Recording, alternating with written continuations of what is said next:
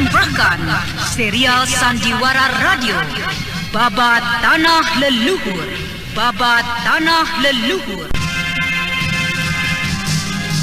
Sebuah kisah kolosal dari tanah leluhur ratusan tahun yang silam yang diwarnai dengan kekerasan, ambisi, keserakahan, iri dan dengki serta cita-cita dan cinta anak manusia. Babat Tanah Leluhur kali ini dalam episode ke-29 dengan judul Reinkarnasi.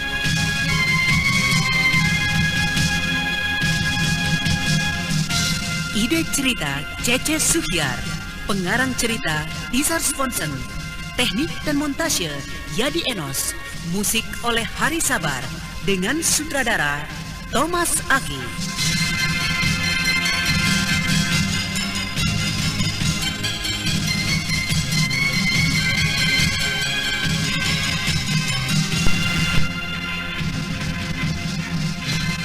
Raden Burangrang dan Kinanti terkejut menghadapi kenyataan bahwa lawan mereka ternyata memiliki kepandaian yang hampir sama kuatnya.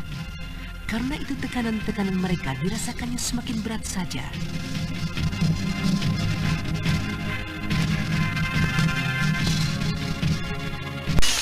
Ajar, dua orang kawanku sudah dibuatnya terkapar tidak berdaya.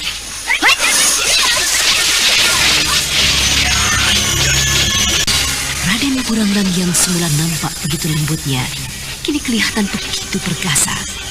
Pukulan-pukulannya bagaikan halilintar menggoyak kepungan lawannya, mengejutkan gadis-gadis perkasa, murid dari perguruan kembang hitam. Tetapi kepungan itu tetap saja memburu, selalu merapat kembali, walaupun sesekali berhasil dikoyak olehnya.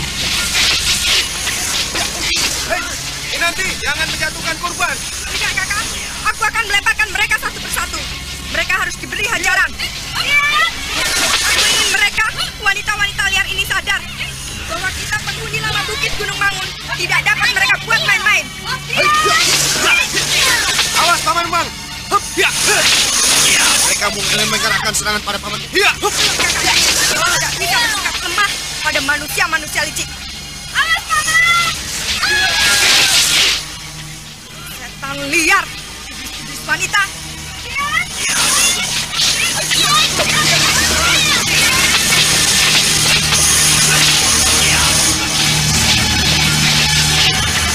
Kinanti mengamuk hebat melihat Ki Umang terlempar tidak berdaya. Raden Burangrang pun yang menjadi cemas, mulai mengerahkan segala kekuatannya. Pertempuran berkecamuk menjadi semakin dahsyat, tetapi beberapa saat kemudian, Raden Burangrang dan Kinanti menjadi semakin lemah. Desakan tenaga yang silih berganti, yang nampak selalu segar, membuatnya menjadi kerepotan, sampai akhirnya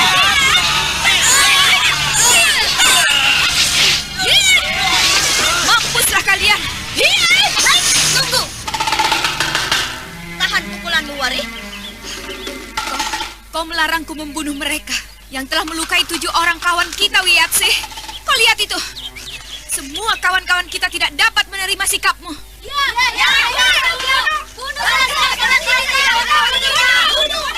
Tunggu. Lihatlah dulu kawan-kawan kita. Apakah mereka telah tewas? Jangan mengambil tindakan apapun. Ingat, aku adalah pimpinan saat ini. Nyai Kembang Hitam mempercayakan kalian di bawah pimpinanku saat ini. Jangan memperpanjang urusan ini. Nyai Guru tidak menghendaki hal seperti ini terjadi.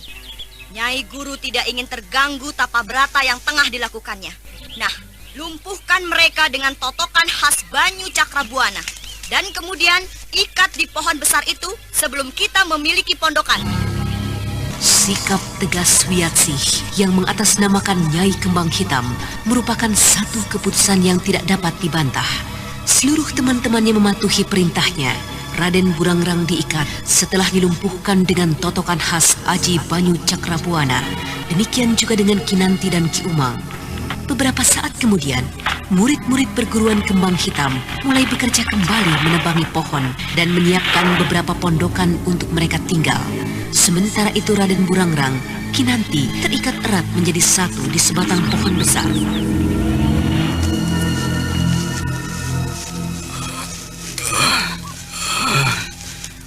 Bagaimana keadaanmu, adikku Kinanti?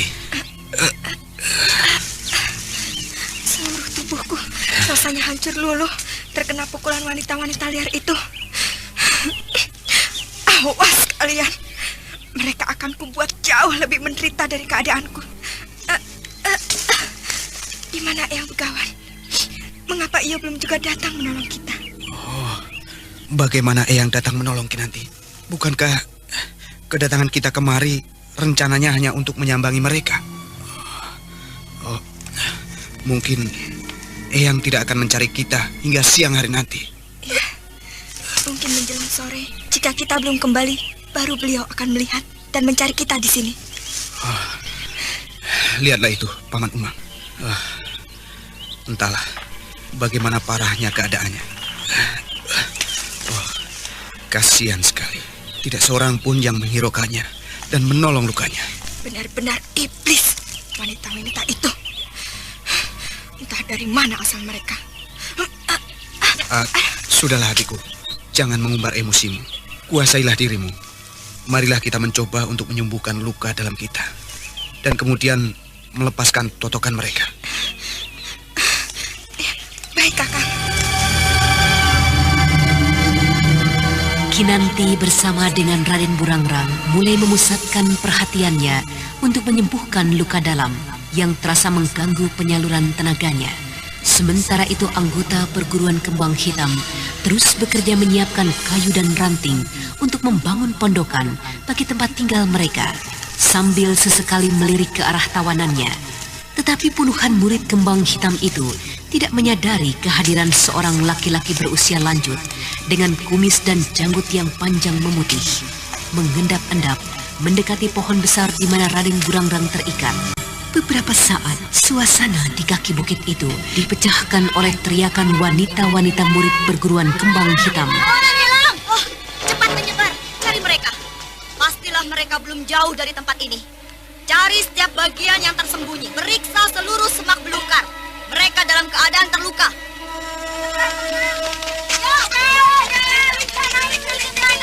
Seluruh murid perguruan Kembang Hitam menyebar, mencari tawanan mereka dengan hati berdebar. Mereka mulai mereka-reka, tokoh macam apakah yang telah membebaskan tawanan mereka, sekaligus 3 orang dari incaran serta pandangan mata puluhan orang. Bagaimana keadaanmu, Kinanti?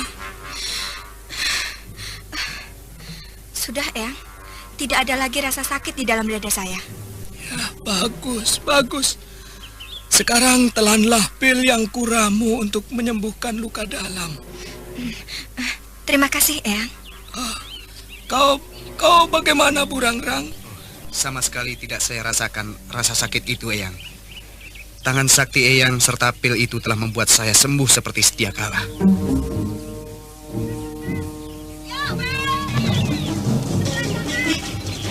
Kita kedatangan tamu, cucu. Agaknya mereka. Benar. Mereka telah berhasil menemukan pondok kita, Eyang. Aku akan membuat perhitungan. Aku tidak menghendaki itu, cucu. Sambutlah mereka sebagaimana seorang tuan rumah yang baik. Kau dengar itu? Baik, Eyang. Oi, keluarlah kalian penghuni pondok. Kami ingin bertemu dengan kalian. Keluar dan sambutlah baik-baik. Ayo, Burangrang. Baik, Eyang.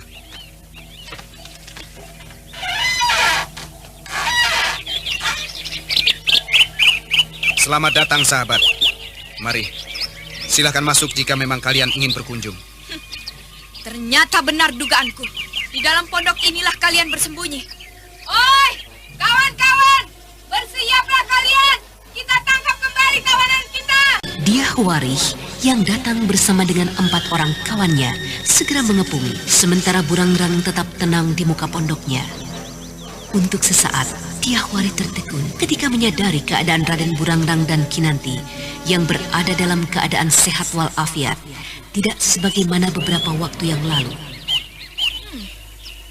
Agaknya seseorang telah menolongmu. Gurumu kah?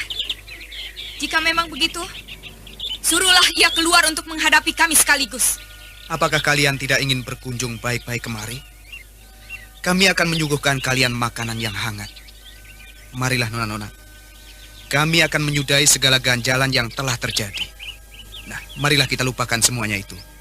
Baiklah, tapi apa imbalannya untuk semuanya itu? Kalian mau memberikan sebelah telinga kalian untuk imbalan perdamaian kita? Setan! Telinga kalianlah yang pantas untuk... Kinanti! Tidak, Kakang. Mereka keterlaluan sekali. Aku tidak dapat menahan diri lagi. Marilah kita beri mereka hajaran. Kita balaskan perbuatan mereka tadi. Kinanti, tunggu! Ingatlah pesan Eyang Pegawan, Kinanti. Jangan menuruti amukan perasaanmu. Oh, benar Kinanti. Untuk apa kau kembali mengumbar kemarahan? Tapi, Eyang... Lalu untuk apa kau selama ini menuntut pelajaran dariku? Olah kanuragan dan olah kebatinan. Ataukah memang tidak ada artinya semua itu? Aku yang tidak bisa mengajar dan mendidik engkau, cucu. Oh, jika demikian betapa bodohnya aku. Maafkan saya, Eyang. Saya terlalu menurutkan nafsu saja. Maafkan saya, Eyang. Bagus, bagus. Jika begitu, aku tidak bodoh. Kau Kinanti masih tetap muridku yang pandai. Siapapun kau adanya, kau harus menyerah dan ikut bersama kami.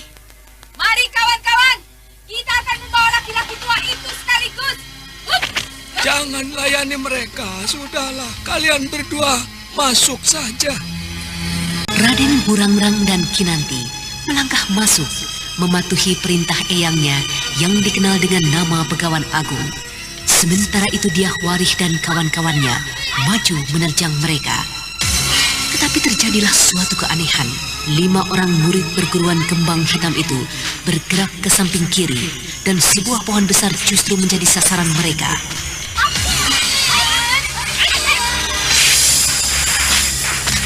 Bagaikan kerasukan setan, mereka terus menerjang, memukul, menendang pohon besar itu. Sementara Raden Burangrang dan Kinanti mengintipnya dari dalam pondoknya.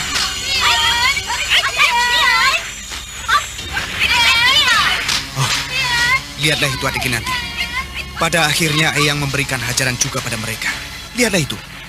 Pada suatu saat, tentu kita akan mendapatkan pelajaran seperti itu.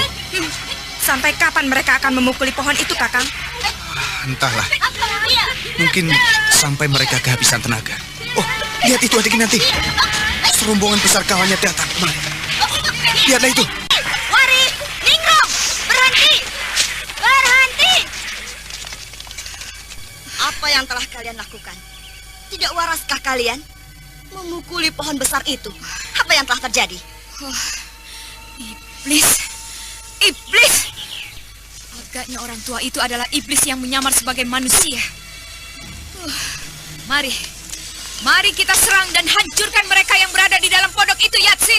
Ada apa? Katakanlah, apa yang terjadi dengan kalian di tempat ini? Entahlah, Yatsi.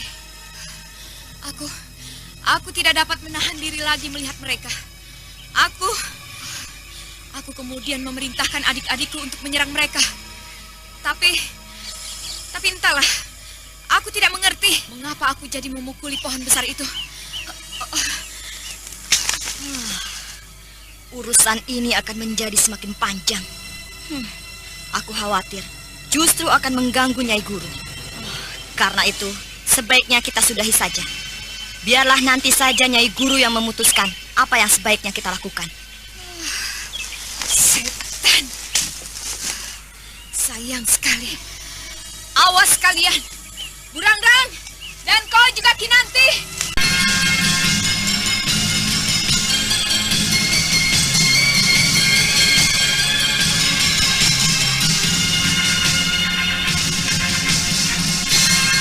Kelompok perguruan kembang hitam yang menyadari bahaya yang cukup serius jika mereka memperpanjang persoalan, segera kembali meninggalkan pondok Eyang Begawan Agung.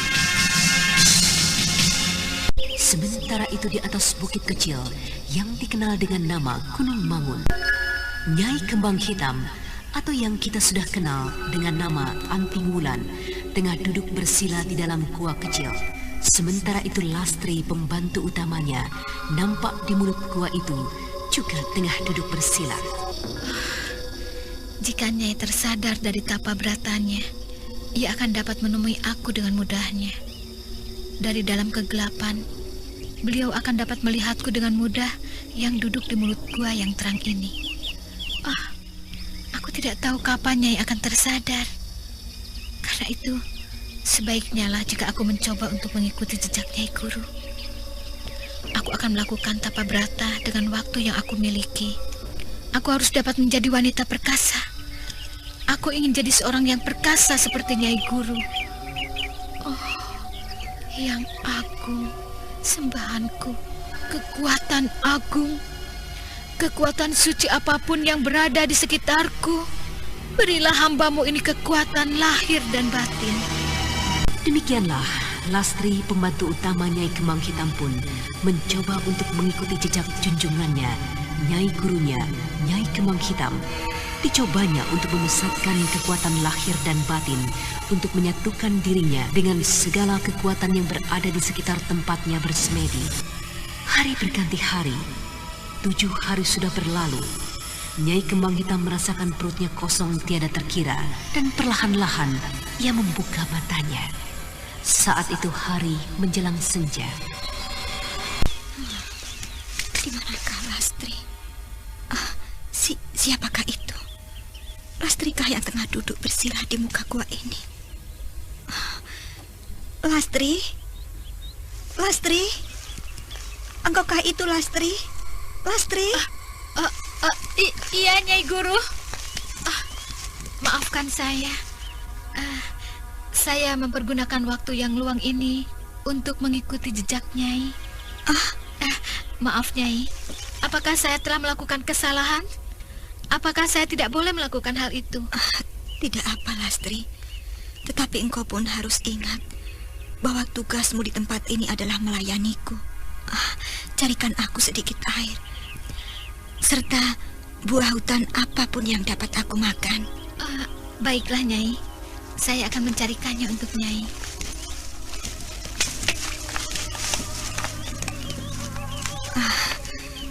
Tujuh hari sudah aku di tempat ini.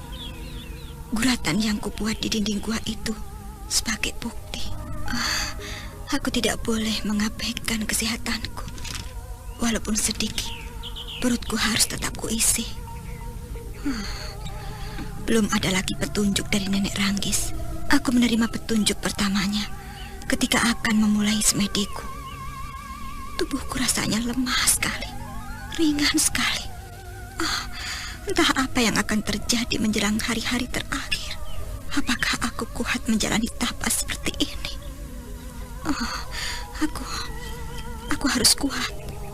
Aku harus dapat menjadi orang yang terkuat. Aku harus dapat memiliki kepandaian yang dapat mengatasi mereka. Dan inilah jalan satu-satunya, menyatukan seluruh diriku dengan roh Nenek Ranggis. Aku harus dapat menyerap seluruh kekuatannya. Itu, Lastri telah datang, membawakan aku buah-buahan serta minuman. Ini Nyai Guru, saya membawakan buah yang manis serta air minum. Terima kasih, Lastri. Nyai Kembang Hitam meneguk air dari tempurung kelapa dan kemudian menghabiskan 2 buah pisang hutan. Setelah meneguk kembali air dari tempurung kelapa, Nyai Kembang Hitam menatap dalam-dalam pada wajah Lastri, pembantu utamanya dalam perguruan Kembang Hitam. Lastri muridku, sahabatku, sebaiknya engkau tidak perlu menyiksa dirimu tanpa tujuan seperti ini. Apa maksud Nyai? Saya tidak menyiksa diri saya. Bukankah engkau juga tidak makan dan minum selama ini, selama menemaniku? Iya, Nyai. Kenapa itu kau lakukan? Saya ingin menjadi seperti Nyai, seorang wanita yang hebat, yang kelak dapat mengangkat nama perguruan kita, Kembang Hitam, hingga kita tidak perlu lari dan mengungsi seperti ini. Apa maksudmu? Ampun, Nyai Guru. Ampun. Jika hamba tidak salah mengamati, bukankah Prabu Purbaya yang menyebabkan Nyai meninggalkan hutan loyang perguruan kita? Iya. Itulah Nyai. Karena itulah saya ingin memiliki kepandaian yang hebat yang dapat mengatasi mereka hingga Nyai tidak perlu lagi bersusah payah bertindak sendiri. Ketahuilah Lastri, Prabu Purbaya adalah seorang tokoh yang sangat sakti. Bahkan menurut kabar, dia adalah seorang manusia utama, manusia pilihan dewa. Kepandaiannya hampir-hampir tidak dapat terkalahkan. Lalu Nyai berada di tempat ini, bertapa di sini, bukankah untuk meningkatkan kepandaian Nyai agar dapat menandingi Prabu Purbaya? Iya, memang untuk itulah aku berada di sini. Untuk itulah aku berada di sini. Lastri, kau makanlah pisang hutan ini dan habiskan air ini. Kemudian kau boleh beristirahat. Ketahuilah, aku mempunyai tujuan yang khusus, tujuan yang pasti, arah yang jelas. Tetapi engkau tidak begitu. Nah, beristirahatlah.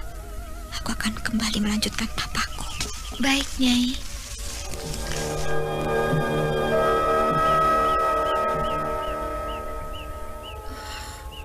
Aku tidak mempunyai arah, tidak mempunyai tujuan. Aku mempunyai semua itu. Aku ingin tumbuh menjadi wanita perkasa. Aku ingin tumbuh menjadi wanita utama. Wanita utama sebagaimana halnya Nyai Guru Kembang Hitam. Karena itu, aku akan tetap menyiapkan diriku.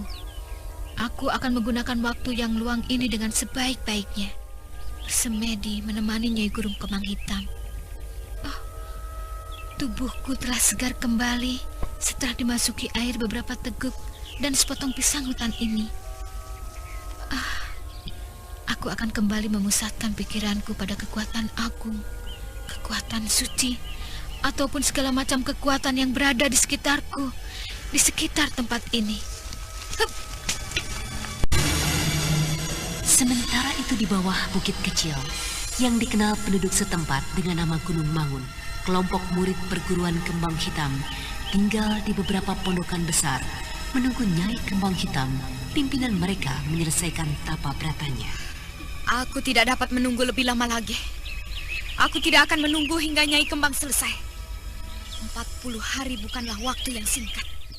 Sedangkan saat ini baru 14 hari. Benar. Dan lagi, belum tentu sikap yang diambil Wiyatsi adalah yang benar. Sikap yang disetujui Nyai Guru. Sementara hati kita telah menjadi sakit oleh sikap tinggi hati dan besar kepala dari 3 orang penghuni pondok itu. Jadi menurutmu sebaiknya kita melakukan gerakan menyerang 3 orang penghuni pondok itu? Tapi bagaimana dengan kawan-kawan lainnya? Apakah mereka mendukung sikap kita ini? Jangan khawatir, Wari. Mereka semua mendukung sikap kita.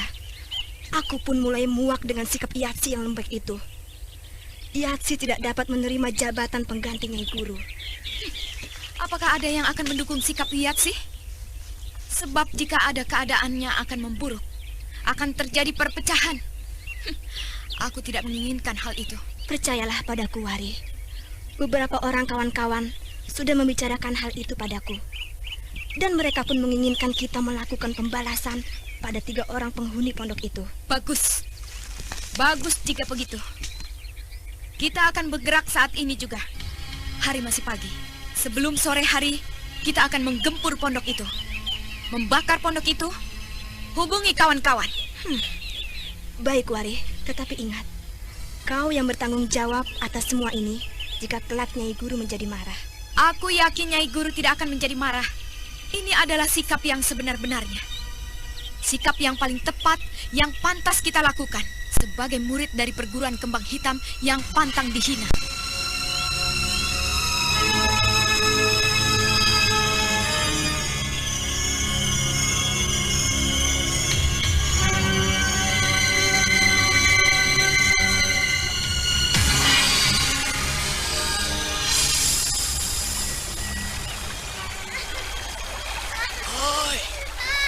Ayan, berhati-hatilah.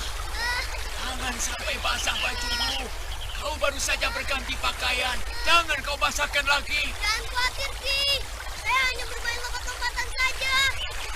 Ibu saya menyuruh saya berlatih kelincahan di tempat seperti ini. Hup, hup. Tetapi jika ingin berlatih, bukalah bajumu itu. Tidak perlu. Kalian sudah mahir melompat-lompat di atas bak. Dasar anak nakal.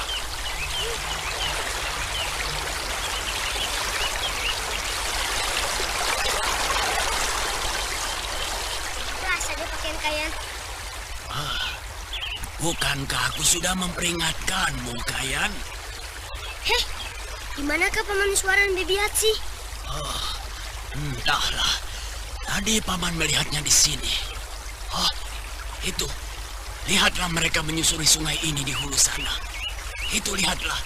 Loh, kok mereka ke sana? Mereka ke celah batu besar itu? Mau apa mereka, Paman? Entahlah, Kayan. Mana Paman tahu. Tapi kalian ingin tahu. Yuk kita lihat. Tidak boleh, Kayan. Kalian ingin melihatnya?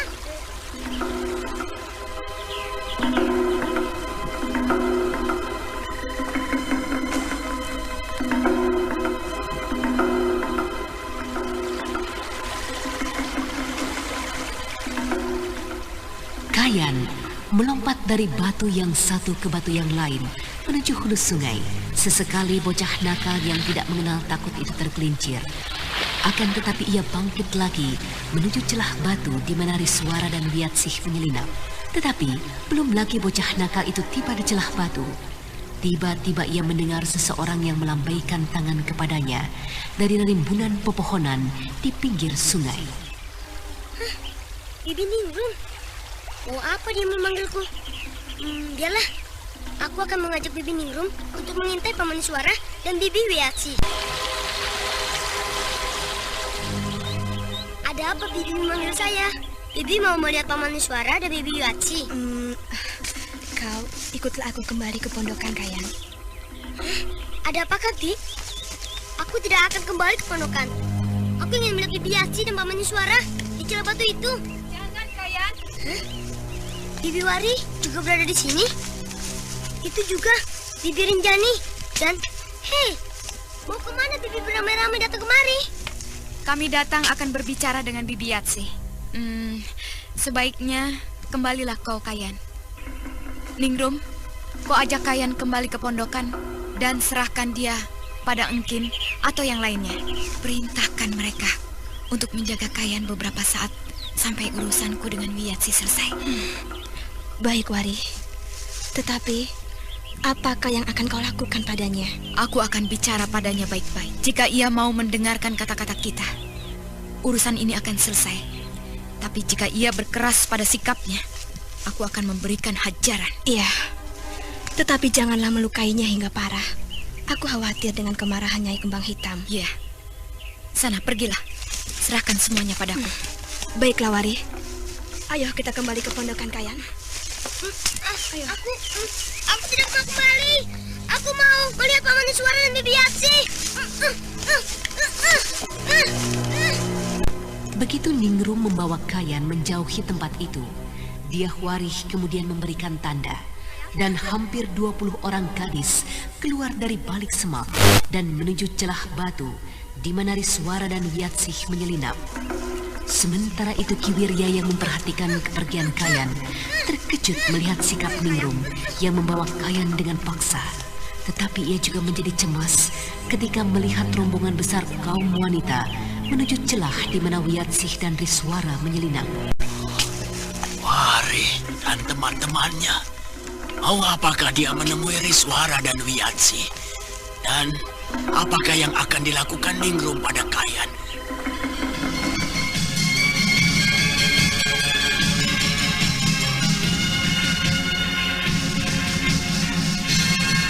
Ki Wirya merasakan adanya keganjilan dalam urusan itu.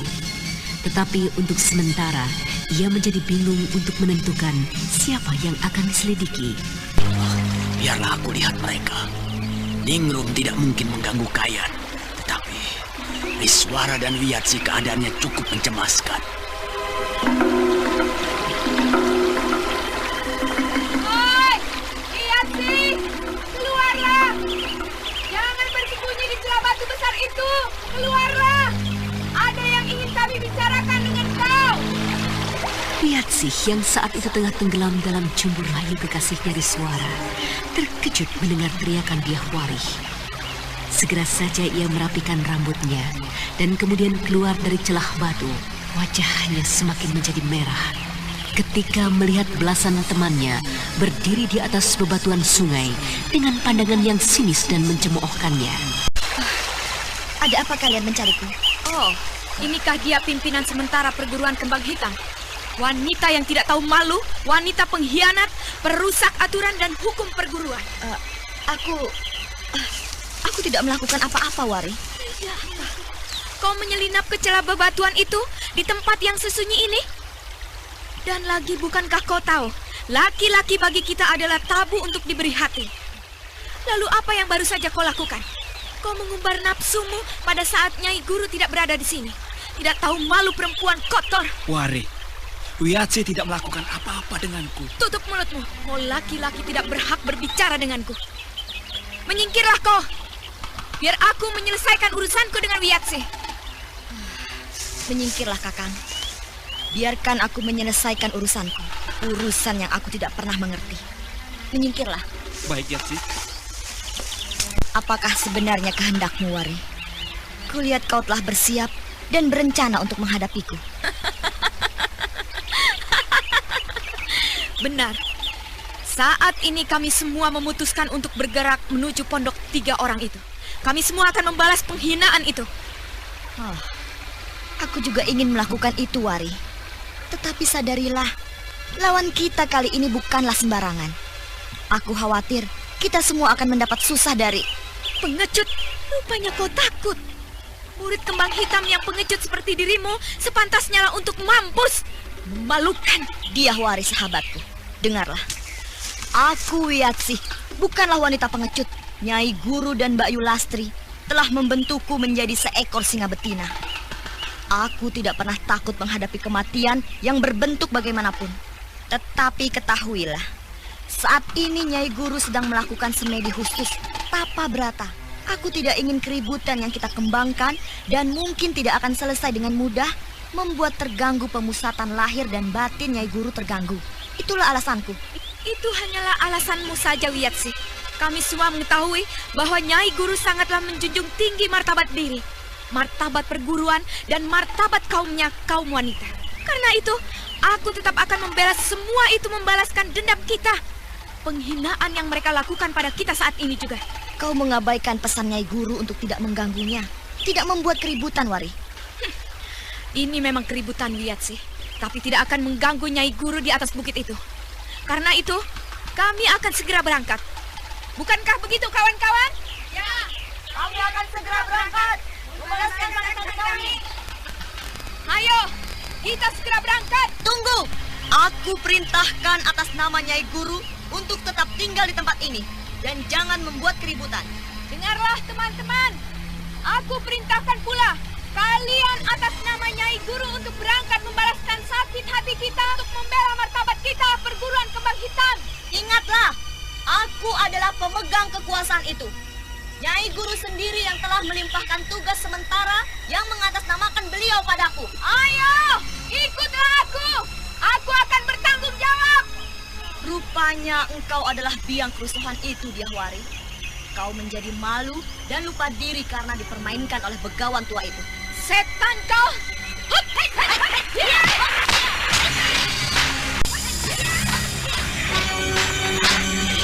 Dyahwari yang menjadi marah karena terbuka kedoknya, segera saja menyerang Wiyatsih dengan pukulan-pukulan mautnya.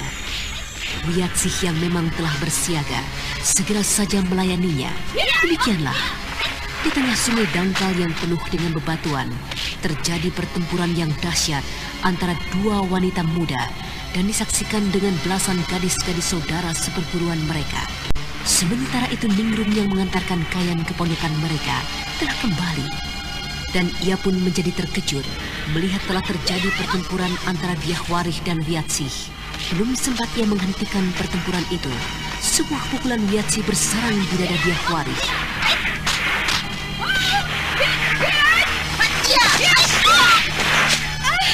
Wari! Bagaimana, Ningrum? Apakah kita akan gagal untuk membalaskan sakit hati kita? Tidak, Wari.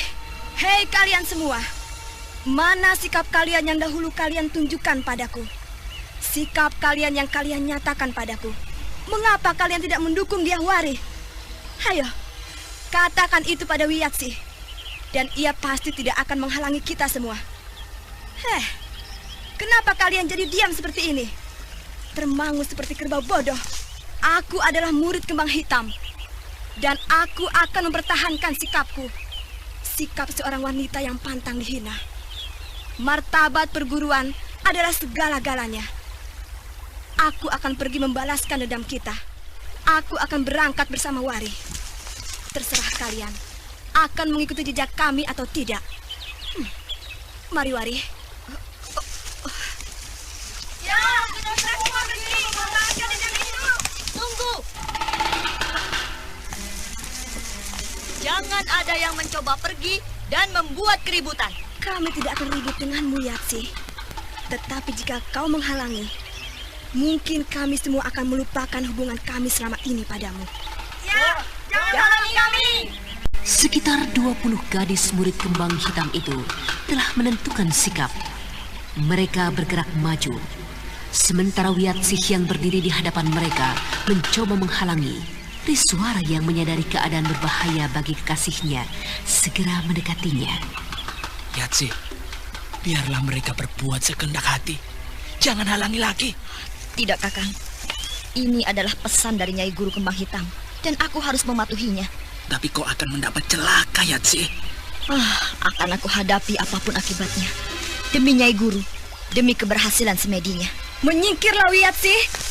Atau kau ingin kami gilas dengan seluruh kekuatan Kembang Hitam? Ketahuilah, kami semua tidak senang dengan sikapmu, Yatsih. Sikap yang tidak lagi mencerminkan kelompok kita. Perguruan Kembang Hitam. Ayo, kita jangan membuang waktu. Kita harus segera bergerak. Terjang wanita yang tidak tahu malu ini. Terjang dan mampuskan sekaligus laki-laki perusahaan tata kehidupan dan aturan kita. Sementara itu Kiwirya yang menyaksikan hal itu segera melibatkan diri membantu Yatsih dan Riswara. Tetapi sebentar saja mereka telah terdesak hebat.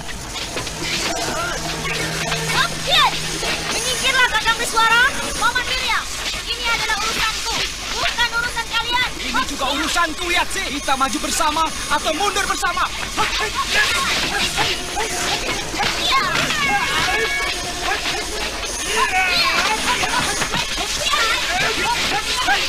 Iya, kita akan menghadapi mereka, walau apapun akibatnya.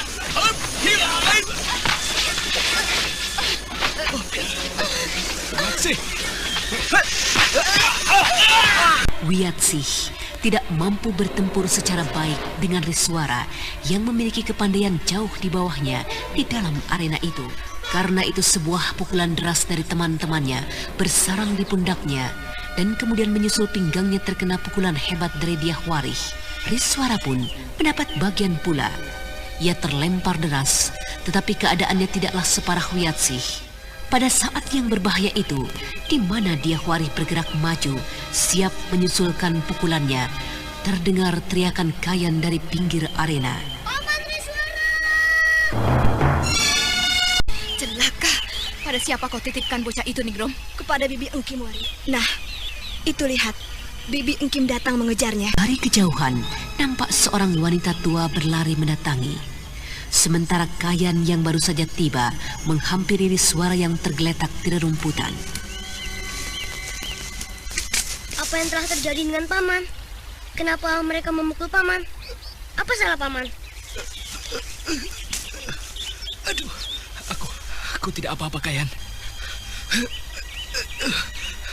Yatsih. Suara menghampiri Wiyatsih kekasihnya yang merintih kesakitan. Sementara itu Diahwari memberikan tanda pada teman-temannya untuk berlalu dari tempat itu. Dan ketika tempat itu menjadi sepi, Riswara dengan sekuat tenaga mengangkat tubuh Wiyatsih dan memindahkan ke pinggiran sungai. Bagaimana keadaanmu, Yatsih? Pinggangku rasa sakit sekali, Kakang. Bagaimana keadaanmu sendiri? Bukankah kau juga terluka? Lalu Paman Wirya, bagaimana keadaannya, Kakang? Paman Wirya selamat. Tidak kurang suatu apapun. Hanya aku sedikit terkena angin pukulan salah seorang dari mereka. Kemanakah mereka sekarang, Kakang? Menyerang pondok itu kah? Sudahlah. Jangan hiraukan apa yang dia lakukan. Engkau sudah cukup berusaha. Sekarang sebaliknya. Kayan! Kayan! Ada apa, Paman Riswara? Bagaimanakah keadaan Bibi Yatsih? Tidak terlalu parah, Kayan. Paman ingin mengobatinya. Kau pulanglah bersama Bibi Engkim. Tapi saya... Bukankah Kayan mau mendengarkan kata-kata Paman? Ya, Paman. Bagus. Sekarang kembalilah bersama dengan Bibi Engkim. Paman akan berusaha menyembuhkan Bibi Yatsih. Dan nanti, jika keadaannya sudah berkurang, Paman dan Bibi akan kembali ke pondok kita. Mengapa Paman tidak mengobatinya di pondok saja? Paman tidak berani mengangkat tubuh Bibi Yatsih. Itu akan membuatnya menderita, Kayan. Oh, kasihan sekali. Baiklah. Kayan akan pulang, Paman. Cepat kembali setelah Bibi Yatsih sembuh ya. Iya, Kayan. Apa yang akan kau lakukan dengan diriku, Kakang? Kau ingin membawaku pergi dari sini? Iya. Kita akan meninggalkan tempat ini. Mereka telah menjadi puas menghadapi kita. Mereka telah dihantui oleh dendam yang membuatnya menjadi gila. Kita akan tinggalkan tempat ini dan kembali pada saat Nyai Guru selesai dari semedinya. Terserah kau saja, Kakang.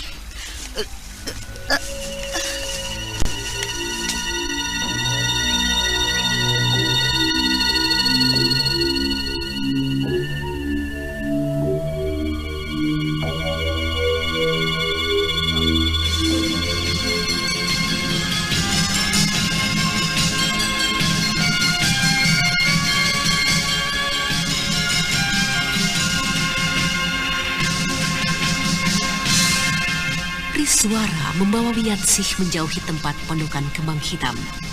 Ki Wirya yang telah begitu dekat dengan Riswara dan Wiyatsih mengikutinya meninggalkan pondokan yang baru saja didirikannya.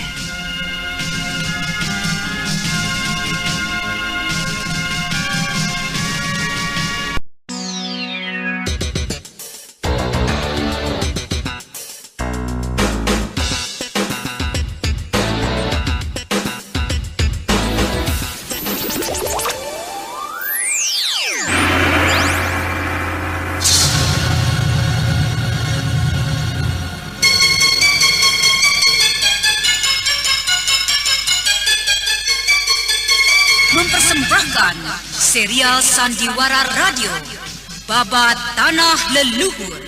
Babat Tanah Leluhur. Sebuah kisah kolosal dari tanah leluhur ratusan tahun yang silam yang diwarnai dengan kekerasan, ambisi, keserakahan, iri dan dengki serta cita-cita dan cinta anak manusia. Babat Tanah Leluhur kali ini dalam episode ke-29 dengan judul Reinkarnasi.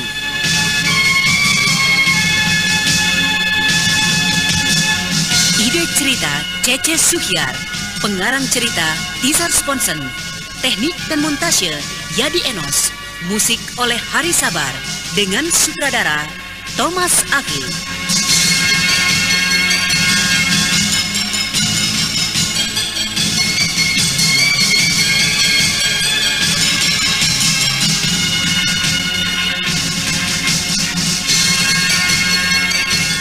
Pada seri yang ke-10 ini menampilkan Niko Septiawan sebagai Raden Burangrang, Priscilia sebagai Kinanti, Edos sebagai Begawan Agung, Margaret sebagai Diahwarih, Lanti sebagai Ningrum, Mamat sebagai Ki Wirya, Anis sebagai Wiyatsih, Herman sebagai Riswara, dan pembawa cerita Neni Sumardi. Selamat menikmati.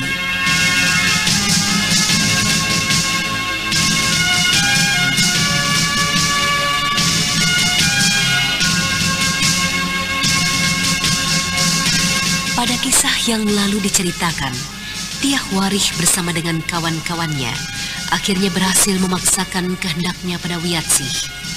Mereka berhasil melukai Wiyatsih dan kemudian meninggalkan pondok mereka menuju tempat Raden Burangrang, Kinanti, dan Eyang Begawan Agung. Riswara yang masih sanggup untuk bergerak membawa Wiyatsih yang tidak berdaya menjauhi pondok mereka. Wiyatsih, untuk sementara ini kita harus mencari tempat yang sejauh-jauhnya. Aku kira kita tidak perlu menjauhi tempat ini, Kakang. Kita justru dapat bersembunyi mendekati tempat Nyai Guru. Kita naik beberapa ratus tombak, dan aku yakin mereka tidak akan mencari kita ke sana, Kakang. Iya, lihat si benar suara. Kita sebaiknya memang naik ke atas bukit itu. Kita akan naik. Sebuah pemikiran yang bagus. Ayo kita naik ke sana. Berikan Wiyatsih padaku, biar aku yang membawanya, Riswara. Kulihat engkau juga dalam keadaan sakit. Tidak, Paman. Aku masih sanggup membawa adik Wiyatsih. Ayolah. Riswara bersama dengan Wiyatsih dalam pondongannya dan Kiwirya berangkat menuju lereng Bukit Mangun. Sementara itu Dyah Warih, Ningrum, dan teman-temannya yang berjumlah sekitar 20 orang tiba di pondok Raden Burangrang dan Kinanti. Apa yang kita lakukan sekarang, Warih? Maju dan membakar pondok itu? Atau Kita maju dan cari mereka. Aku ingin menangkapnya dan kemudian memberikan hajaran dahulu. Baru setelah itu, kita panggang mereka dalam api besar yang akan kita buat dari pondoknya. Ayo kita maju! Oi! Burangrang! Kinanti! Keluarlah dan ajak gurumu kakek iblis itu! Sementara di dalam pondok kecil itu, mereka datang lagi? Sebaiknya berikan saja hajaran pada mereka agar mereka menjadi jerah. Kita akan menyingkir. Hah? Menyingkir? Ya. Mengapa kita harus menyingkir? Apakah Eyang Begawan takut menghadapi mereka? Mereka adalah angkara murka. Mengapa kita tidak bertindak, memberikan hajaran pada mereka? Apakah yang akan terjadi jika kita menyingkir dan menghindari mereka? Aku tahu kalian berada di dalam. Keluarlah sebelum aku membakar pondok kalian. Lihatlah obor besar telah berada di tanganku. Tapi bagaimana kita akan dapat menyingkir, Eyang? Mereka telah mengepung pondok kita ini, Eyang. Jangan khawatir. Mereka tidak akan mengganggu jika kita mau menghindar. Nah, Kinanti, bagaimana? Iya, agaknya memang saya harus menuruti kehendak Eyang. Dan juga Kakang Burangrang. Bukankah Kakang juga setuju untuk menyingkir? Ya, aku setuju, Kinanti. Untuk apa kita membuat korban atau menjadi kurban jika hal itu dapat kita hindari? Tapi bagaimana dengan sikap ksatria? Bukankah kita sudah bertindak pengecut? Dengan menghindar melarikan diri dari bahaya, kita sudah bukan lagi seorang ksatria. Adik Kinanti, pada dasarnya mereka adalah seorang wanita yang lembut. Sebagaimana dirimu, Kinanti. Mereka menjadi liar adalah karena adanya guru mereka yang mereka sebut-sebut dengan nama Nyai Kembang Hitam. Nah, untuk itu kita justru harus menemui wanita itu yang menjadi penyebab keliaran murid-muridnya. Oi, cukup sudah peringatanku. Mampuslah kalian semua. Yes! Wah, mereka sudah bertindak. Ayo kita keluar dari pondok ini. obor yang dilemparkan Dyah Warih berkobar di atas atap. Bersamaan dengan itu pintu pondok terbuka. Dyah Warih dan kawan-kawannya bersiap. Tetapi setelah beberapa saat mereka menunggu dan api sudah semakin besar membakar, tidak juga keluar penghuni pondok itu. Kemana penghuni pondok itu? Mereka pasti berada di dalam. Jika tidak, mana mungkin pintu pondok itu dapat terbuka secara tiba-tiba ketika aku melemparkan api ke atas atapnya. Gila, pondok itu mulai runtuh atapnya. Mana penghuni rumah itu? Hai, kepung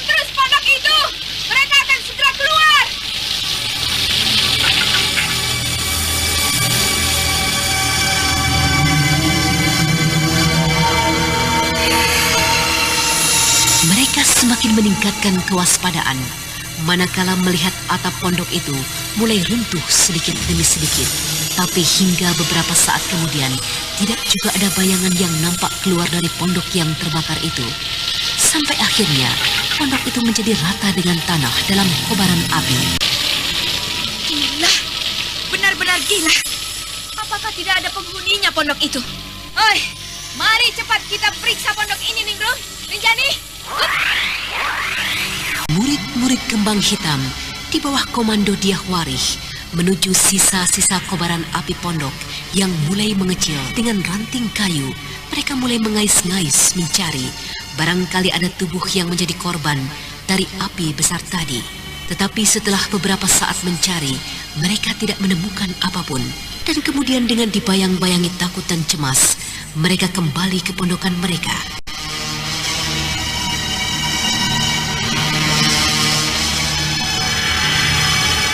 Sementara itu di bagian lain dari Bukit Gunung Mangun.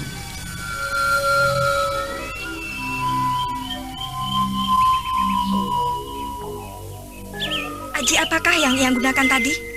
Mengapa mereka bisa tidak melihat kita yang keluar dari pondok itu dan lewat di samping mereka?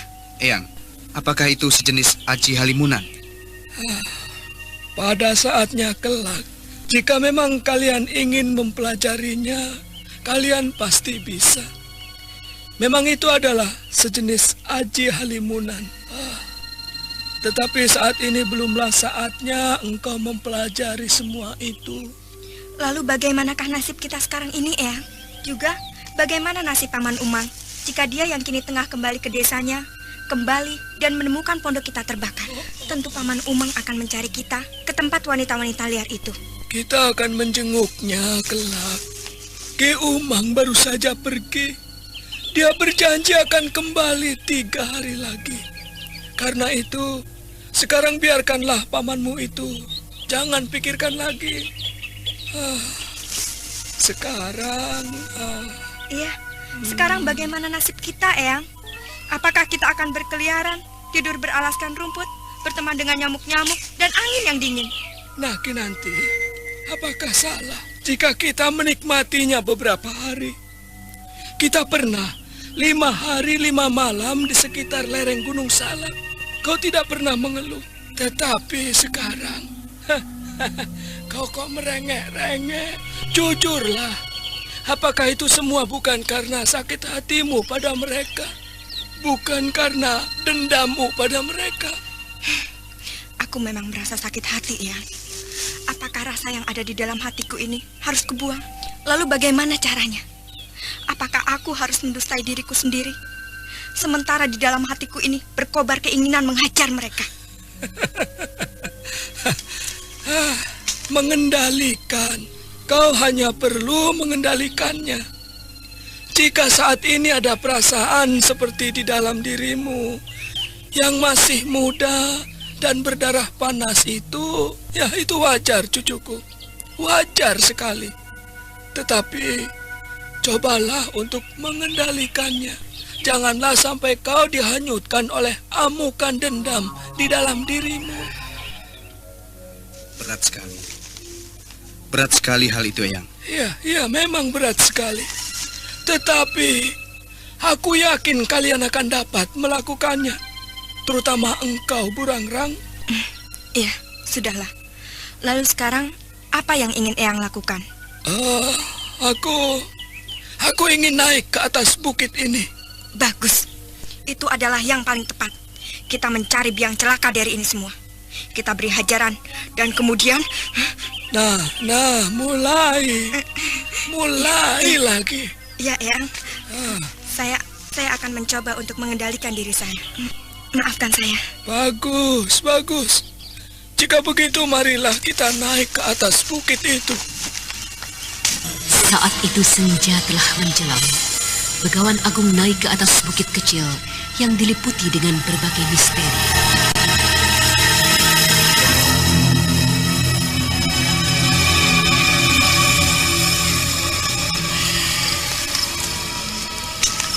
Kita akan naik terus, Eyang?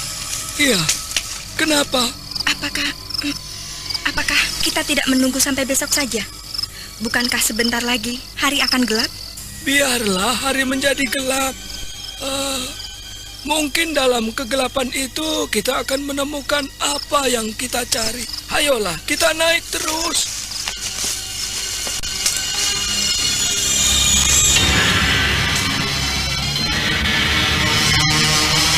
Kita tinggalkan dahulu Begawan Agung dengan 2 orang muridnya. Sekarang marilah kita mengikuti kisah Riswara yang membawa Wiyatsih naik ke atas bukit bersama dengan Ki Wirya.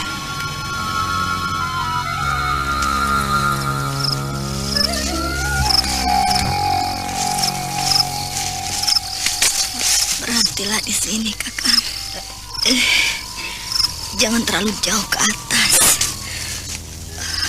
Aku khawatir Mbak Yulastri yang tengah menemani Nyai Guru melihat kita, Kakang.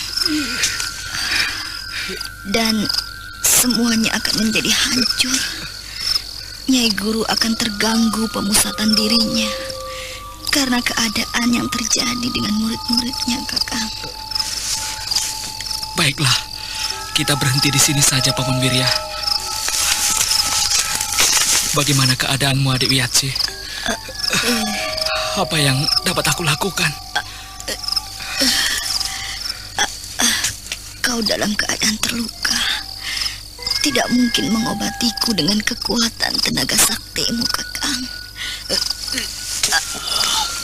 Biarlah, aku mencoba menyembuhkan lukamu, Wiyatsih. Mungkin sedikit tenaga tuaku dapat menolongmu. Sekedar meringankan rasa sakit. Baiklah, Paman. Maaf, Nak Yatsih.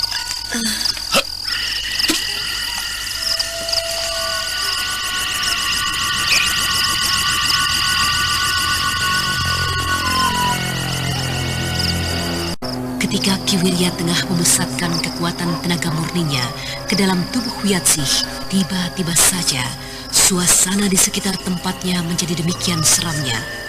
Nolong anjing-anjing hutan saling sahut bersahutan, mendirikan bulu roma mereka yang mendengarnya. Riswara, Wiyatsih, dan Ki Wirya pun tidak luput dari cekaman suasana di lereng Bukit Mangun.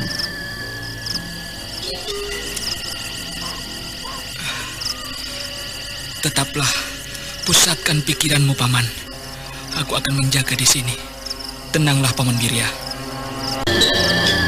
Sang dewa kegelapan mulai menyelimuti suasana di lereng bukit. Sang mentari yang nampak begitu garang pada saat siang hari dan agung pada saat sore hari mulai nampak tidak berdaya, melemah, bahkan nampak merintih dalam cengkaman sang dewa malam.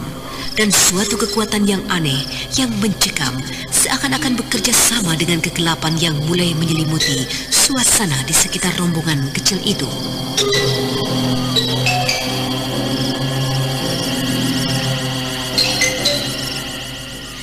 Lepaskan sudah, Paman. Tarik kembali tenaga Paman. Aku juga tidak dapat memusatkan pikiranku dalam suasana seperti ini. Baiklah, Yatsih. Apa yang sesungguhnya telah terjadi, Riswara? Entahlah, Paman. Bagaimana keadaanmu, Yatsih? Lumayan, Kakang. Rasa sakitnya sedikit berkurang. Waspadalah, Kakang. Agaknya akan terjadi sesuatu di sekitar tempat ini. Lihat itu, Kakang.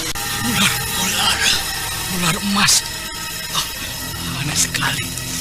Ular kecil berwarna keemasan. Awas Yatsih. Agaknya ular itu sangat berbahaya, Yatsih. Sangat berbahaya. Sebaiknya kita mundur saja, Yatsih. Riswara, itu ular pasti ada hubungannya dengan Nyai Guru. Aku pernah mendengar bahwa beberapa waktu yang lalu di sekitar hutan Loyang dipenuhi oleh ular-ular emas seperti itu. Perhatikanlah ular itu. Sama besarnya dengan pedang Nyai Guru, pedang ular emasnya.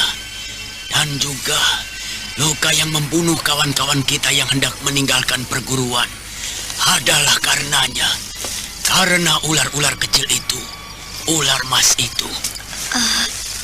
Awas, Mereka semakin mendekat. Mundur. Awas. Ada apa, Yatsi? Yatsi. Dadaku. Dadamu. Dan juga pinggangku kembali terasa sakit, Kakang. Iya, Yatsi. Kau memang tidak boleh bergerak, Yatsi. Ayo, marilah kupondong kembali.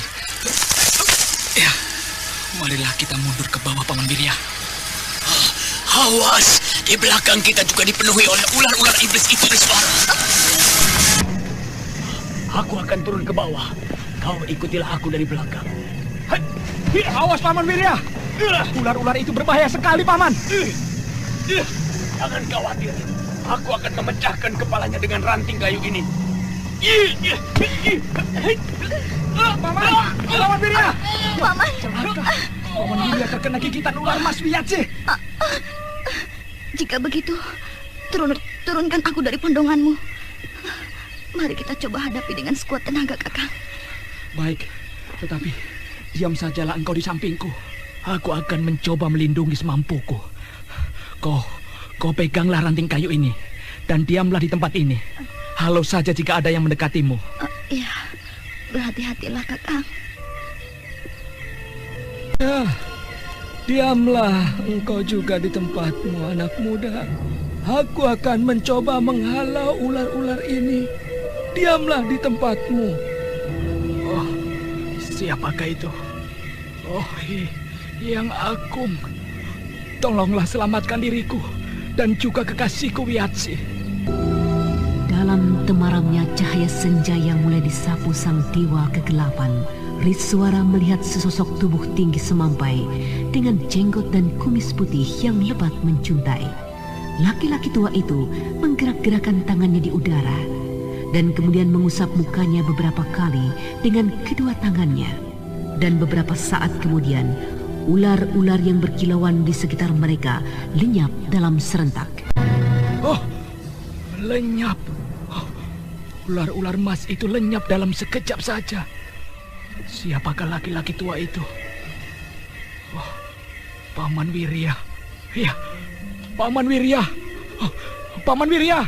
Sahabatmu itu telah tiada, anak muda. Oh, Paman.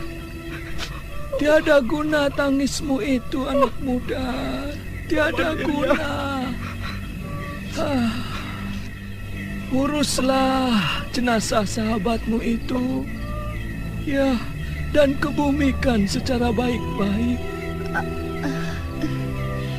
Siapakah sebenarnya engkau ini, Kek? Kami telah berhutang nyawa padamu. Kau telah menyelamatkan nyawa kami. Karena itu, sebutkanlah namamu, Kek. Suatu saat kelak, kami akan membalas budimu ini. Jika tidak padamu, mungkin pada anak cucumu ataupun muridmu. Sudahlah, jangan menyebut-nyebut tentang budi dan sebagainya. Mendekatlah kemari, cucu. Aku lihat engkau menderita luka yang cukup parah. Benar, Kek. Tolonglah jika memang kau dapat menolongku. Dan juga luka kawanku itu, Kek. Ya, baiklah. Oh, Burangrang cucuku. Kinanti, coba kau buatkan api unggun. Ya, hari sudah menjadi gelap sama sekali. Ayo, Burangrang, buat api unggun. Baik, Eyang. Jadi, kau adalah guru mereka? Benar. Kau mengenal kami? Tentu saja kami mengenalmu. Engkau adalah anggota kelompok dari wanita-wanita yang telah menawan kami. Menawan aku dan kakangku. Ada apa, cucu? Untuk apa kalian datang kemari? Mencari kami? Hendak membalaskan dendam kalian kah?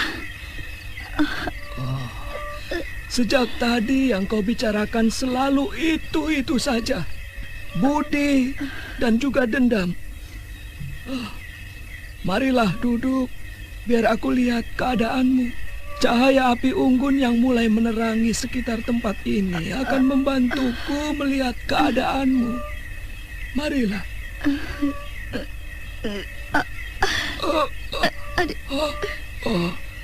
Kenapa? Aku tidak bisa menggerakkan tubuhku. Seluruh bagian dada, pinggang, serta tulang-tulangku sakit sekali. Oh, iya. Ya, lukamu cukup parah. Tetapi jangan khawatir. Jika memang Yang Agung menghendaki, lukamu akan segera sembuh.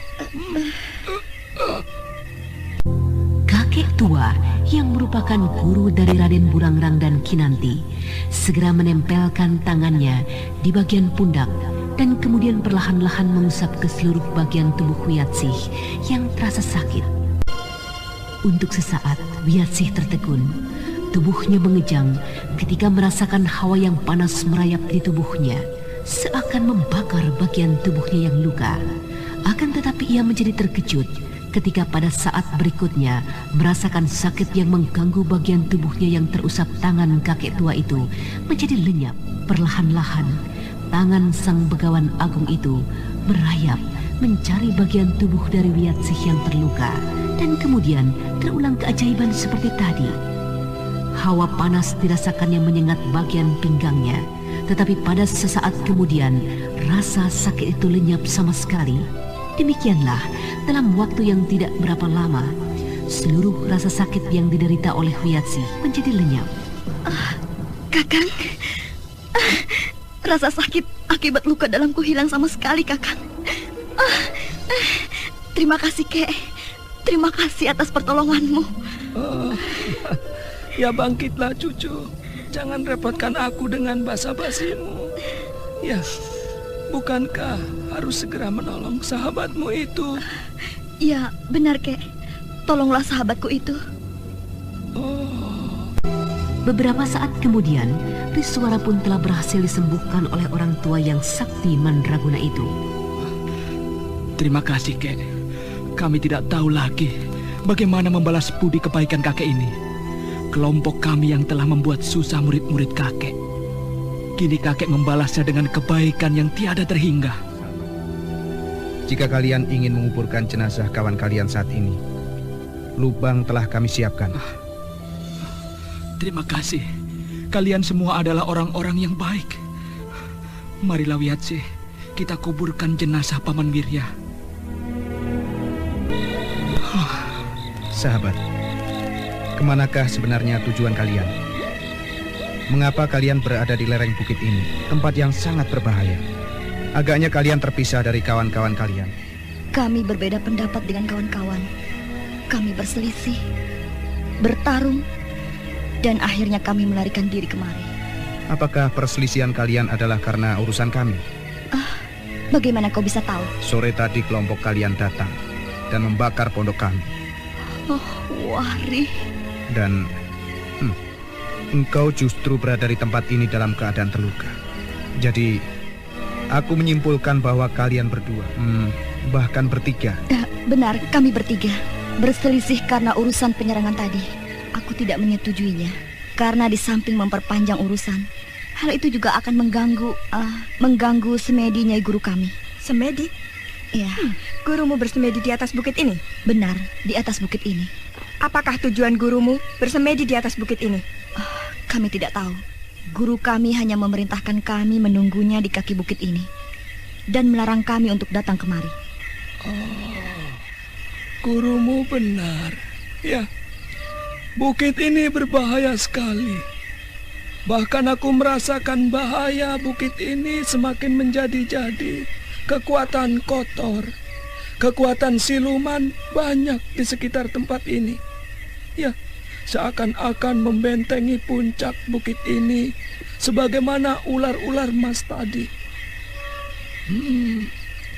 Memang sebaiknya lah kalian tinggalkan bukit ini. Turunlah kembali. Tetapi jika kalian khawatir bertemu dengan kelompokmu itu, kalian dapat menyusuri jalan ke arah utara. Di tempat itu kalian akan aman. Turunlah hingga ke bawah bukit ini. Ya, sebagaimana pesan gurumu. Kami akan mematuhi pesanmu, Kek.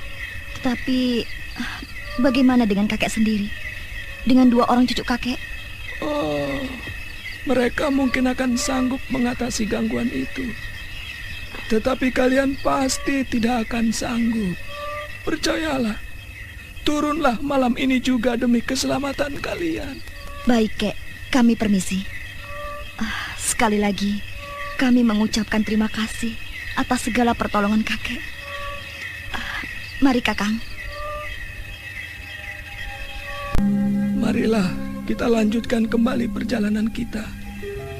Tingkatkanlah kewaspadaan kalian. Suasana di sekitar tempat ini semakin tidak aku kenal. Ayo, ayo. Ayo naik terus.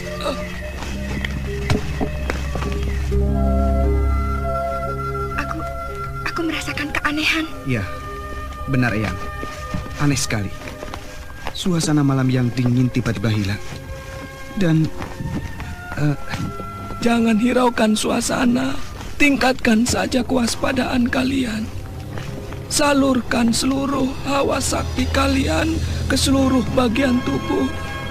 Ini masih belum apa-apa. Ayo naik terus. Ayo.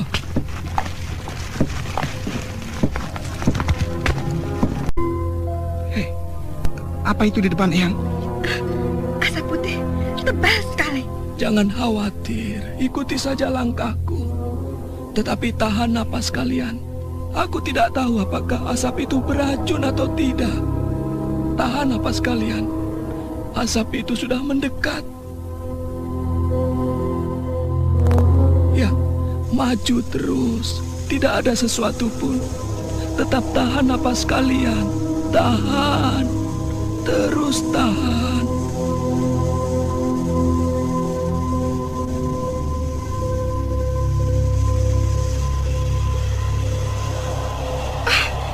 Apakah ini, Eyang? Biarkan saja. Aku belum merasakan adanya kekuatan yang akan mengganggu kita. Terus saja naik. Oh, lihat. Pohon di depan itu terguncang hebat. Awas, hati-hati. Ini bukanlah rintangan yang berbahaya. Jalan terus, jangan takut. Lihat itu. Apa yang menyebabkan pohon-pohon itu roboh, Eyang? Angin inikah?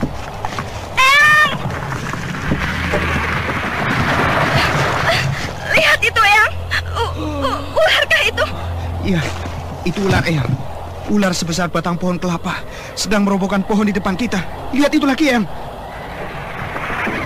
Eyang, apakah kita akan maju terus, Eyang? Ular sungguhankah itu? Lihat itu, Eyang. Ular itu memandang ke arah kita. Eyang, apakah kita akan melawan? Bersiap-siap sajalah. Tetapi tunggu perintahku untuk bergerak.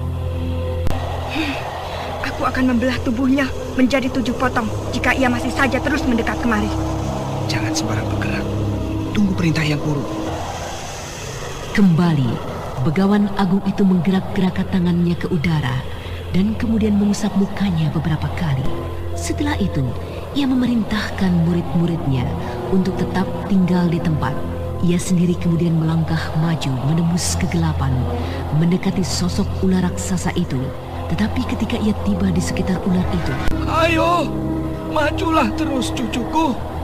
Ular besar ini hanyalah bayangan semu. Naiklah. Sebentar lagi kita akan tiba di puncak bukit ini. Mari, Kakang. Lihatlah itu, Kakang. Yang jagat Dewa Batara. Benar. Ular besar ini hanya bayangan. Aneh. Tetapi bagaimana ia bisa merobohkan pohon-pohon besar itu? Ayo, majulah terus. Jangan menengok ke belakang. Cepat sedikit, Kinanti. Burangrang. Kinanti dan Burangrang kemudian cepat melangkah maju naik terus ke atas Bukit Mangun. Beberapa saat kemudian, Eyang Begawan Agung menghentikan langkahnya. Kita berhenti di sini saja. Tujuan kita sudah tidak jauh lagi. hanya beberapa puluh tombak. Menyeramkan sekali ular besar itu, Eyang. Apakah benar ular itu adalah ular semu, Eyang? Ketika pertama kali melihat, aku justru merasakan adanya kekuatan yang sangat hebat dalam tubuh ular itu. Tetapi entah mengapa ular itu tidaklah menakutkan seperti yang aku duga. Maksudnya? Ular itu memang ular siluman. Lihatlah itu. Aku berhasil melemahkan geraknya, menahan geraknya. Tetapi aku merasakan bahwa ular itu mempunyai kekuatan yang sangat menakutkan. Kekuatan yang sangat. Apakah mungkin ular itu mempunyai hubungan dengan Nyai Kembang Hitam yang akan kita temui sekarang? Sangat mungkin sekali. Sebab pada waktu-waktu yang lalu, jika aku naik ke atas bukit ini, aku tidak pernah menemui ular siluman itu. Kita akan naik lagi ke atas, Eyang? Kita sudah sampai di tujuan. Beberapa belas tombak lagi ada sebuah gua kecil. Bukan itu tidak mungkin mereka yang melakukan tapa brata mempergunakan tempat itu. Ayolah, kita harus segera bertemu, berkenalan dengan Nyai Kembang Hitam, dan kemudian menentukan sikap, memberi peringatan atau mengusir sama sekali wanita itu. Bagus, bagus. Tapi janganlah membuat keributan dulu sebelum segalanya mengharuskan, ya? Baik, ya. Demikianlah, kemudian Begawan Agung dan 2 orang muridnya merambat naik beberapa tombak lagi menuju puncak bukit dengan sangat hati-hati. Itu adalah tempat mereka. Aku pasti itu adalah gua kecil. Hei, apakah kau dapat melihatnya? Iya. Hei, lihatlah itu, Eyang. Bayangan seseorang bergerak dan menuju ke tempat kita. Siapa itu? Aku mendengar desah nafas kalian tadi. Kalian tidak perlu menahannya lagi. Keluarlah. Aku ingin tahu tujuan kalian datang malam-malam kemari. Apakah ingin mengganggu? Engkau itu Nyai Kembang Hitam? Ada apa engkau mencari Nyai Kembang Hitam? Dan siapakah engkau sesungguhnya? Tunjukkanlah wajahmu, hei pengecut! Marilah kita keluar, Eyang. Kakang.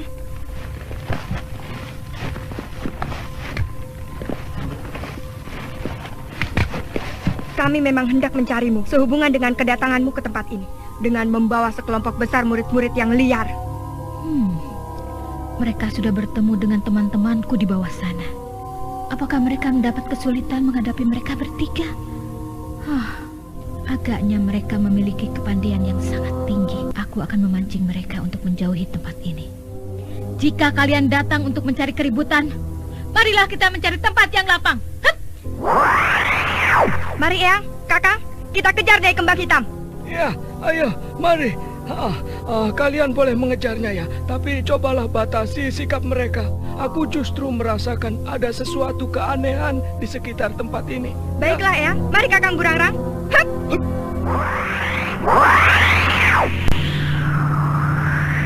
Hey, aku di sini.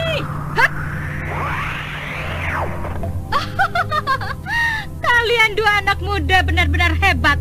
Siapakah kalian ini? Aku adalah Kinanti, penghuni daerah ini. Aku tinggal bersama dengan kakangku Burangrang serta ayangku, juga paman Umang yang telah dilukai kelompokmu, Nyai Kembang Hitam. Hah? Umang yang pernah kami lukai? Apakah pemburu tua itu? Benar. Sekarang aku ingin tahu sampai sejauh mana kehebatan wanita yang ingin malang melintang dengan kelompok wanita liarnya. Ketahuilah, Nyai, kelompok Nyai telah bertindak sewenang-wenang terhadap kami, mengamuk dan kemudian membakar pondokan kami. Mereka membuat keributan. Aku kira mereka telah berlaku bijaksana. Bijaksana? Bijaksana kentutmu.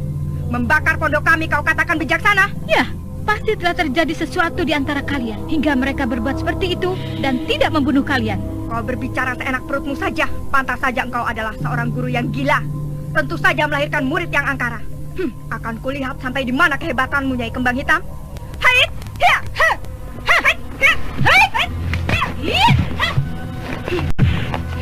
Hebat sekali kepandaian Nyai Kembang Hitam. Tetapi aku penasaran jika tidak dapat mengalahkannya.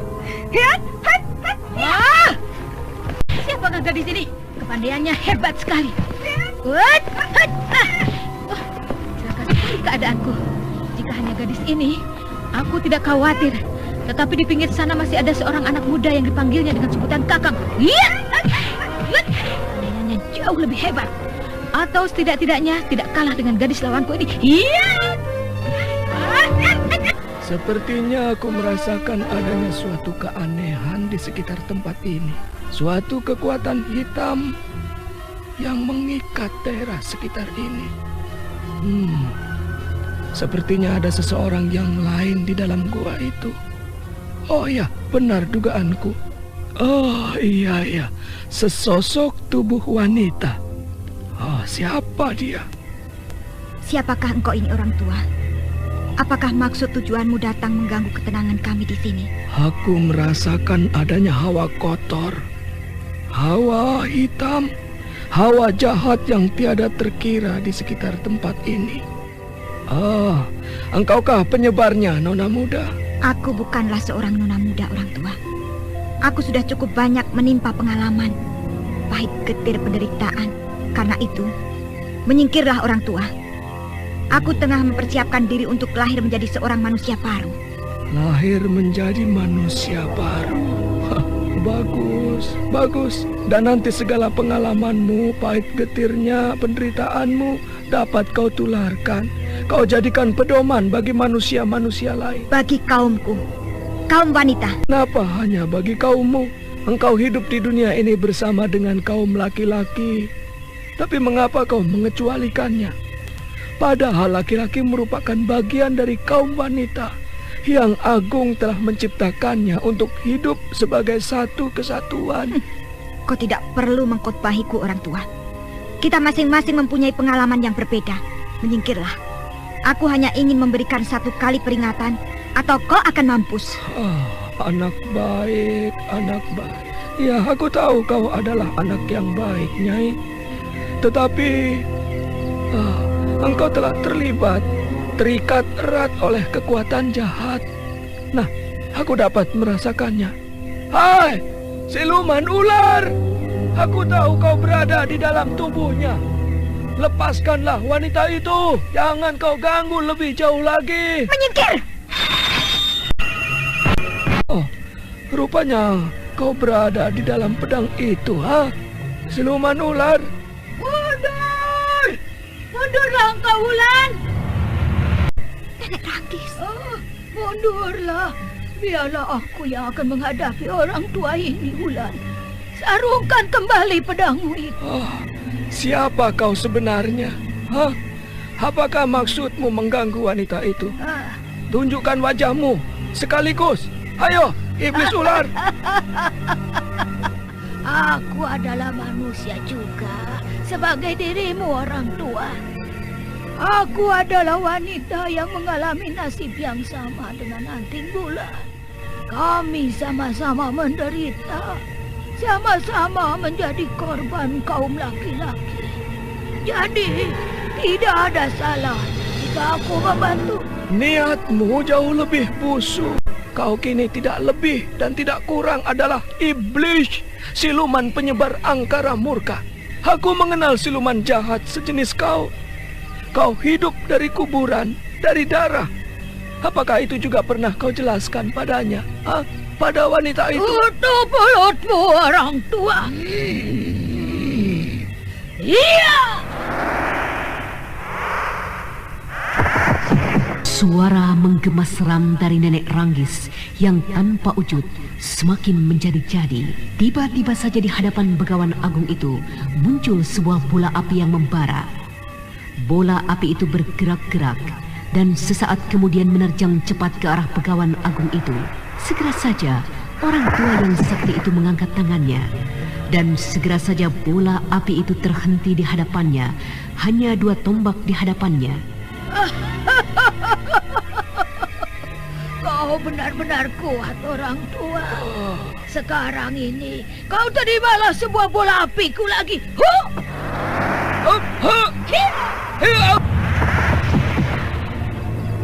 Kembali Begawan Agung mengangkat tangan lainnya untuk menahan bola yang berikutnya.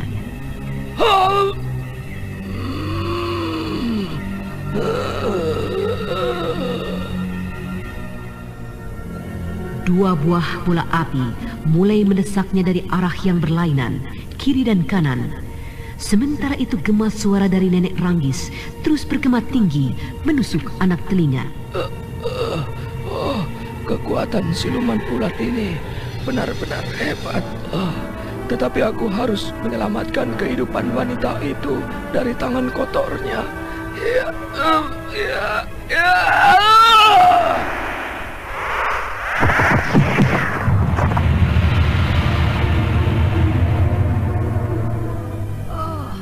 Kau benar-benar mempunyai kekuatan yang hebat, orang tua. Agaknya aku memang harus menghadapimu dengan kedua tangan dan kakiku agar aku dapat dengan bebas menghajarmu dengan kekuatanku yang seutuhnya. Mundurlah, Nek. Biarlah saya yang mengusirnya dengan pedang ular emas ini. Orang tua ini cukup berbahaya, Wulan. Biarlah aku yang akan menghadapinya dengan kekuatanku yang seutuhnya.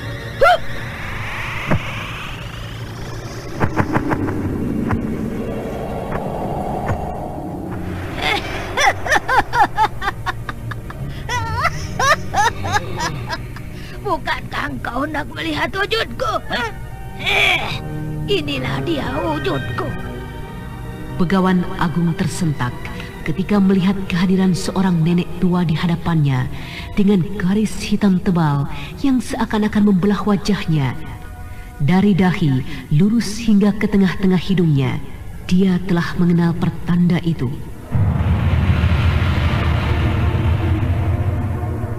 Wah, iblis, siluman terkutuk. Aku mengenal tanda itu. Kau adalah siluman yang telah 2 kali terkutuk Dewata. Sejak pertama kali kelahiranmu dan juga di dalam dunia ini. Tanda itu merupakan tanda angkara.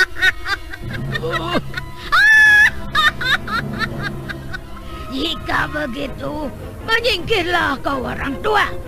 Menyingkirlah, atau aku akan menghancurkan dirimu, 2 orang cucumu, bahkan seluruh kehidupan di sekitar bukit ini. Menyingkirlah, jangan kau mengganggu kelahiran kembali cucuku Hanting Wulan. Begawan Agung tersentak. Ia menyadari bahaya yang berada di hadapannya. Bagi dirinya, bagi cucunya, Burangrang dan Kinanti, dan juga bagi kehidupan umat manusia.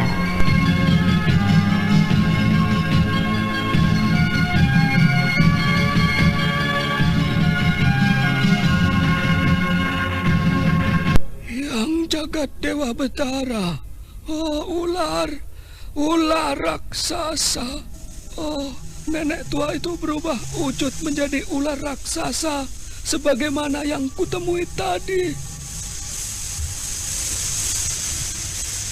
Tinggalkan tempat ini, atau aku akan memporak-porandakan bukit ini dan seluruh isinya. Agaknya aku tidak sanggup menundukkan iblis ini. Baiklah. Aku akan tinggalkan bukit ini. Tetapi ingat, kau akan musnah jika masih tetap berkeinginan untuk mengumbar angkara murkamu. Dewata tidak akan berdiam diri.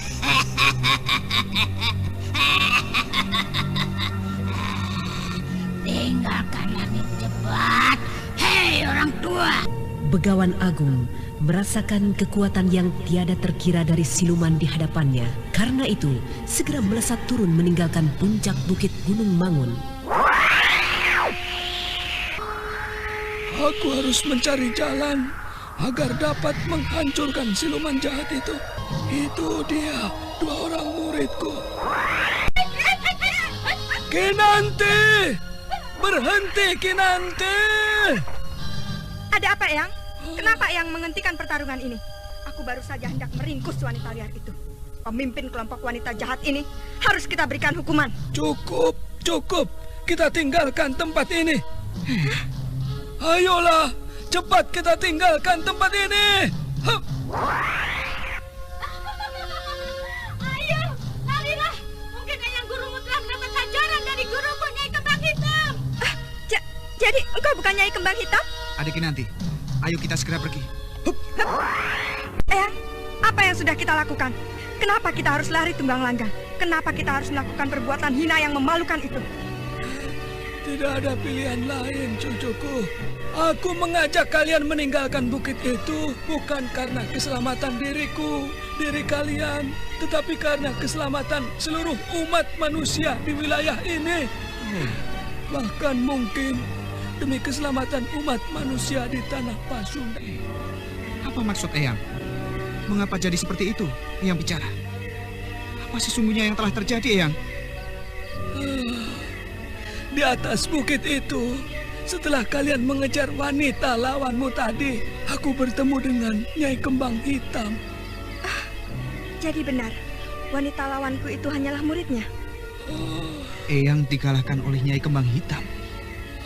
Bukan Nyai Kembang Hitam yang aku takutkan, tetapi kekuatan lainnya, kekuatan hitam, kekuatan jahat yang bersemayam di dalam tubuhnya. Maksud Eyang? Siluman jahat membayangi hidup wanita itu. Siluman ular yang kalian temukan ketika naik ke atas bukit itu. Lalu apa sekarang yang akan Eyang lakukan? Aku akan bersemedi memohon petunjuk dari Yang Maha Agung. Marilah kita mencari tempat lain yang sunyi. Demikianlah Begawan Agung bersama dengan muridnya Burangrang dan Kinanti mencari tempat sunyi untuk memohon petunjuk dari Dewata agar dapat mengatasi angkara murka dari Nenek Ranggis. Sementara kita tinggalkan dahulu Begawan Agung dan dua orang muridnya, Burangrang dan Kinanti.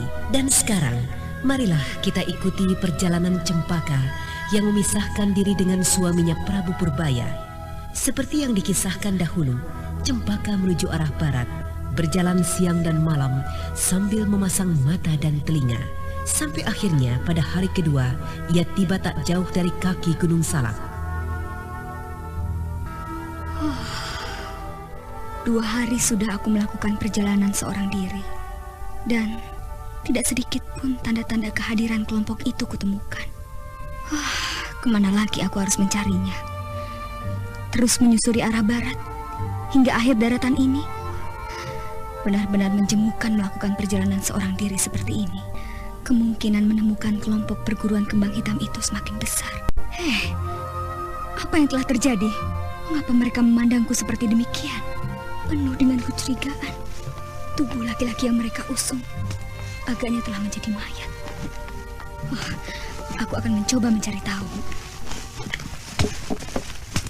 Cempaka bangkit dari rerumputan dan kemudian dengan diam-diam mengikuti rombongan itu sampai akhirnya tiba di sebuah desa kecil yang tak jauh dari tempatnya tadi. Apa yang sebaiknya aku lakukan? Kelihatannya tidak mudah mendekati mereka dan bertanya dengan begitu saja. Mereka nampak mencurigai kehadiranku. Biarlah, kutunggu saja mereka di sini. Mudah-mudahan tidak terjadi sesuatu yang merepotkanku. Siapakah engkau ini sesungguhnya, Nona?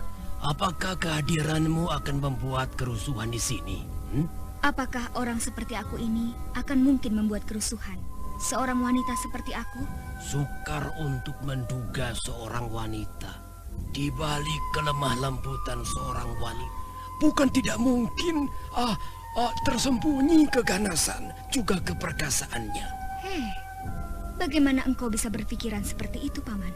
Apakah engkau telah menyaksikan buktinya? Baru-baru ini kami telah mendengar kehebatan dari serombongan kelompok wanita yang berhasil menggulung hancur gembong penjahat di sekitar kaki Gunung Salak ini. Kelompok wanita? Apakah engkau tahu siapa mereka itu, Paman? Apa kepentinganmu dengan mereka? Tidak, Paman. Aku hanya ingin sekali berjumpa dengan wanita yang seperkasa itu untuk menuntut ilmu darinya. Aku mendengar para penduduk desa Panongan menyebutnya dengan nama Nyai Kembang Hitam. Ya, Nyai Kembang Hitam. Penduduk desa Panongan boleh menyebutnya sebagai pahlawan, tetapi kami dari desa Manglit tidak bisa dikelabuinya. Apakah maksud Paman bahwa kurban tadi adalah disebabkan oleh kelompok wanita itu? Beberapa orang teman kami sempat melihat beberapa orang wanita di sekitar hulu sungai Sedane. Mereka wanita-wanita dari kelompok Nyai Kembang Hitam itu agaknya bersembunyi di seberang sungai Sedane, tepat di sekitar Gunung Mangun. Gunung Mangun? Bukankah itu adalah Gunung Salak, Paman? Atau ada gunung lain di sekitar tempat ini? Gunung Mangun adalah sebuah bukit kecil. Tetapi penduduk di sekitar tempat ini menyebutnya dengan nama Gunung Mangun. Ya, itu adalah bukit yang sangat angker. Bukit yang sangat mengerikan. Beberapa orang kawan kami yang naik ke sana, kami temukan kembali di bawah bukit dalam keadaan tidak waras. Juga beberapa laki-laki lain dari desa sekitar tempat ini banyak yang menjadi gila karena mencoba mendaki ke puncak bukit itu. Apa boleh aku melihatnya? Baiklah. Kukira tidak ada salahnya jika aku mengizinkan engkau melihatnya. Mari, Nyonya. Dengan diantar oleh belasan penduduk desa Manglit, Cempaka memasuki desa tersebut. Dan kemudian dipersilahkan untuk masuk ke sebuah pondok yang ramai, dipenuhi penduduk desa laki-laki dan wanita.